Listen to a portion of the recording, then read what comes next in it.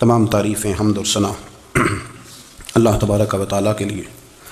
درود و سلام نبی اکرم نور مجسم شفیع معظم احمد مجتبیٰ جناب حضرت سیدنا محمد مصطفیٰ صلی اللہ تعالیٰ علیہ وسلم کی ذات والا صفات کے لیے حمد و صلات کے بعد، دوستو، بزرگوں اور بھائیوں، قرآن مجید فرقان حمید میں اللہ تبارک و تعالیٰ نے فرمایا ہے اپنے بندوں کو اپنی عبادت کی طرف توجہ دلائیے، اپنے بندوں کے دلوں میں عبادت کا شوق، ذوق اور نظریہ پیدا فرمایا یا ایھا الناس اعبدوا ربکم الذی خلقکم، اے ایمان والو، اے لوگو، اپنے اس رب کی عبادت کرو جس نے تمہیں پیدا کیا ہے، والذین من قبلکم، اور ان لوگوں کو بھی پیدا کیا ہے جو تم سے پہلے تھے، تمہیں عبادت کا نفع یہ ملے گا لعلکم تتقون، کہ تم پرہیزگار ہو جاؤ گے۔ عبادت اس لیے کرو کہ اللہ نے تمہیں پیدا کیا ہے، اور اس لیے کہ تم سے پہلے لوگوں کو بھی اللہ نے پیدا کیا ہے، اور پھر ارشاد فرمایا کہ الذی جعل لکم الارض فراشا، وہی رب ہے جس نے تمہارے لیے زمین کو فرش بنایا ہے، والسماء بناء، اور آسمان کو چھت بنایا، وانزل من السماء ماء فاخرج به من الثمرات رزقا لکم، زمین کو فرش بنایا، آسمان کو چھت بنایا، پھر آسمان سے پانی برسایا جس کے ذریعے پھل نکالے، اور وہ بھی کسی اور کے لیے نہیں، رزقا لکم، تمہارے رزق کے لیے، وہ بھی تمہارے رزق کے لیے، یہ ساری نعمتیں تمہیں دی ہیں۔ اب فلا تجعلوا للہ اندادا، اب تم اللہ کے ساتھ کسی کو شریک نہ بناؤ، وانتم تعلمون، اور تم جانتے بھی ہو، تمہیں خبر بھی، تمہیں پتہ ہے کہ عبادت اللہ کی کرنی چاہیے، تمہیں پتہ ہے کہ نماز پڑھنی چاہیے، تم جانتے ہو کہ نوافل ادا کرنی چاہیے، تمہیں پتہ ہے کہ سجدے آنکھیں بند کر کے جھوٹ کی زندگی جی کے، اپنے ساتھ بددیانتی کر کے، دھوکہ دے کے، اپنے آپ کو دائیں بائیں، اپنے آپ کو کہیں مصروف رکھ کے کچھ وقت ضائع تو کر لیتے ہو، پر تمہیں پتہ تو ہے نا کہ عبادت اللہ کی کرنی، تمہیں اس کی خبر ہے۔ فرمایا اس رب کی، دیکھیں نا، انسان پر اگر کوئی شخص نیکی کر دیتا ہے، احسان کر دیتا ہے، تو انسان اس کے سامنے پھر گردن نہیں اٹھا سکتا، یار یہ میرے مشکل وقت کا دوست ہے، اس نے میرے ساتھ نیکی کی ہے، کبھی بھی گردن نہیں اٹھائے گا، جھکا کے رکھے گا۔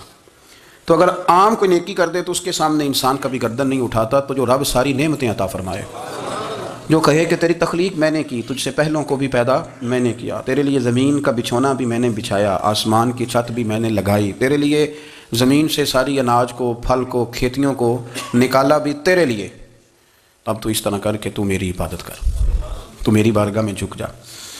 بہت سارے نشے لوگوں کو لگے ہوئے ہوتے ہیں، ہر آدمی کوئی نہ کوئی نشہ کرتا ہے، کوئی دولت کا کرتا ہے، کوئی شہرت کا کرتا ہے، کوئی اپنی تعریف کا نشہ کرتا ہے، دو چار لوگوں سے تعریف سن کے مطمئن ہو جاتا ہے۔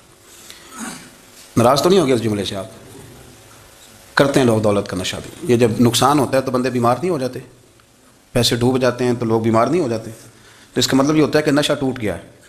اب بہک ہوئے ہیں نا تھوڑے سے تو کانپتے ہیں، تڑپتے ہیں، پریشان، نشہ ہی اسی طرح ہی کرتا ہے نا، نہیں ملتا تو پریشان ہوتا ہے۔ یہ سارے نشے ہیں، مختلف قسم کا نشہ۔ ہم مانتے نہیں اس بات کو، تسلیم نہیں کرتے، کیونکہ تسلیم کرنا بڑا مشکل کام ہے، اس کے لیے تو بڑی ساری چیزیں جو ہیں وہ دبوچ کے اور بڑی سارے رستے پھلانگ کے آنا پڑتا ہے، تو بڑا مشکل ہے ماننا، ورنہ کرتے ہیں ہم، ہمارا مزاج ہے۔ یہ گھومنے پھرنے کا، دنیا دیکھنے کا بھی ایک نشہ ہے، یہ بہت ساری باتیں کرنے کا بھی ایک نشہ ہے، گپ شپ کا بھی ایک نشہ ہے۔ دو چار لوگوں کی جب تک پگڑیاں نہ کھول لیں، بعض لوگوں کو نیند نہیں آتی، یہ غیبت کا، چغلی کا، بددیانتی کا، یہ بھی ایک نشہ ہے۔ اس پر ملا رومی رحمۃ اللہ نے بڑا کلام لکھا ہے، وہ کہتے ہیں مانگ کے کھانے کا بھی نشہ ہے، مانگ کے کھانے کا بھی نشہ ہے۔ وہ کہتے ہیں کہ ایک بھیک مانگنے والی خاتون تھی، تو بادشاہ کے پاس بھیک مانگنے آئی، تو بادشاہ کو پسند آ گئی، اس نے شادی کر لی۔ اب اس کو عادت تھی بھیک مانگ کے کھانے کی، تو وہ کنیزوں سے کہا کرتی تھی کہ فٹافٹ نہ روٹی لے کے آیا کرو، میں 2-3 دفعہ مانگوں تو پھر لایا کرو، کیونکہ ایک نشہ ہے نا، تو میں مانگوں 2-4 دفعہ تو پھر۔ تو انسان بہت سارے نشے کرتا ہے، یہ مانتا نہیں، یہ موبائل، یہ فیس بک، یہ سارے نشے ہی ہیں، اپنی فوٹو لگا لینا، سارا دن اسی کو دیکھتے رہنا۔ اور بڑے بڑے سیانے بندے جو وزادار ہیں، بڑے وزادار لوگ ہیں، لیکن وہ بھی سنجیدگی کے قائل نہیں، اس طرح کے نشوں کا شکار ہیں۔ یہ سارے نشے ہیں جو ہم نے پال لیے۔ ہمارے صوفیاء، ہمارے بزرگ فرماتے ہیں کہ تم اس طرح کرو، اگر سارے نشوں سے بچنا چاہتے ہو تو سجدے کا نشہ شروع کرو، سجدے کا نشہ شروع کرو۔ یہ نا اقبال کہتے ہیں، عطار ہو، رومی ہو، رازی، آپ بات کو سمجھیں، عطار ہو، رومی ہو، رازی ہو، غزالی ہو، کچھ ہاتھ نہیں آتا بے آہ سحرگاہی۔ کہتے ہیں بہت بڑا صوفی ہو، جیسے فرید الدین عطار تھے، بہت بڑا تصوف کا امام ہو جیسے امام غزالی تھے، بہت بڑا تفسیر کا استاد ہو جیسے امام رازی ہو، عطار ہو، رومی ہو، رازی ہو، غزالی ہو، پر کچھ ہاتھ نہیں آتا بے آہ سحرگاہی۔ اگر سویرے اٹھ کے روتا نہیں نا اللہ کی بارگاہ میں، اگر تہجد نہیں نہ پڑھتا تو کچھ ہاتھ نہیں آتا بے آہ سحرگاہی، پھر اس کو کوئی چیز نصیب ہے۔ میری بات کی سمجھ آ رہی ہے آپ حضرات؟ جب تک آپ سویرے نہیں اٹھتے، آپ اللہ اللہ نہیں کرتے، آپ کو نوافل کا چسکا نہیں، عبادت کا مزہ نہیں، فرمایا میری عبادت کرو، یہ شوق پیدا کرو، میں نے تمہیں پیدا کیا ہے۔ ہم لوگوں کے نشے ہیں، مختلف نشے ہیں، بڑا عجیب رنگ ہے۔